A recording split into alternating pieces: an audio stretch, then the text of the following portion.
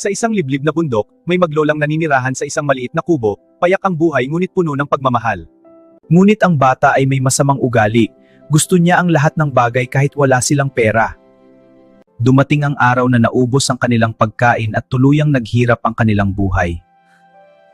Napansin ng bata ang kumikislap na singsing ng kanyang lola, at doon nagsimulang mabuo ang tukso. Humingi siya ng pahintulot na ibenta yon, ngunit tumanggi ang matanda dahil mahalaga ito sa kanya. Kinagabihan, habang natutulog ang lola, dahan-dahang lumapit ang bata dala ang masamang balak. Sa isang iglap, nanaig ang kasakiman at naputol ang daliri ng kanyang sariling lola. Kinabukasan, dala ang singsing, naglakad siya sa madilim na kagubatan upang maghanap ng bibili. May nakita siyang kubo na may ilaw, at doon siya kumatok ng may pag-asa. Ngunit pagbukas ng pinto, tumambad ang kanyang lola, maputla at putol ang daliri. Tumakbo siya sa takot, ngunit hinabol siya ng multong kanyang pinatay.